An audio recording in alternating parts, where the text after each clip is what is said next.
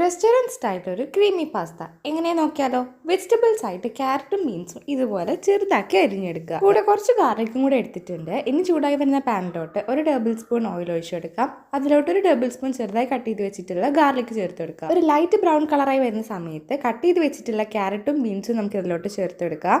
ഇനി അതിൻ്റെ പച്ചമണം മാറി വരുന്നത് വരെ നന്നായി ഇളക്കി കൊടുക്കാം. അതിലോട്ട് 1/2 ടീസ്പൂൺ ഉപ്പും കൂടെ ചേർത്ത് നന്നായി ഒന്ന് വഴറ്റി മസാല റെഡിയായി. ഇനി ഒരു കുക്കറിലോട്ട് ഒരു പാക്കറ്റ് മക്രോണിയും അതിൻ്റെ ഡബിൾക്ക് വെള്ളം ഒട്ടിപ്പിടിക്കാണ്ടിരിക്കാൻ വേണ്ടി ഒരു ടേബിൾ സ്പൂൺ ഓയിലും കൂടെ ചേർത്ത് ഒന്ന് വേവിച്ചെടുക്കും. ഇനി നമ്മുടെ മെയിൻ തിങ് വൈറ്റ് സോസ് ഉണ്ടാക്കിയാലോ? 2.5 കപ്പ് പാലിലോട്ട് 2 tablespoon cornflour, 1 tablespoon പാൽപ്പൊടി, 1/2 ടീസ്പൂൺ ഉപ്പ് ഇതൊക്കെ ചേർത്ത് കട്ടയില്ലാണ്ട് നന്നായി ഒന്ന് ഇളക്കിയെടുക്കാം. നന്നായി മിക്സ് ചെയ്തതിൻ്റെ ശേഷം നമുക്ക് ഫ്ലെയിം ഓണാക്കി ഒന്ന് കുക്ക് ചെയ്തെടുക്കാം. ഒന്ന് കുറുകി വരുന്ന സമയത്ത് അതിലോട്ട് 1/2 ടേബിൾ സ്പൂൺ കുരുമുളക് പൊടിയും 1 ടേബിൾ സ്പൂൺ ചില്ലി ഫ്ലേക്സും ഒറിഗാനോയും ചേർത്ത് നന്നായി ഒന്ന് മിക്സ് ചെയ്തെടുക്കാം. ഈ സമയത്ത് നിങ്ങൾക്ക് ഉപ്പ് കുറവുണ്ടെങ്കിൽ ചേർത്തെടുക്കാവുന്നതാണ്. 2 വിസിൽ വന്നപ്പോൾ നമ്മുടെ മക്രോണി റെഡി ആയിട്ടുണ്ട്. ഇനി നമുക്ക് വൈറ്റ് സോസിലോട്ട് ഈ നമ്മുടെ മക്രോണിയും ഉണ്ടാക്കി വെച്ചിട്ടുള്ള മസാലയും ചേർത്ത് നന്നായി ഒന്ന് മിക്സ് ചെയ്തെടുക്കാം.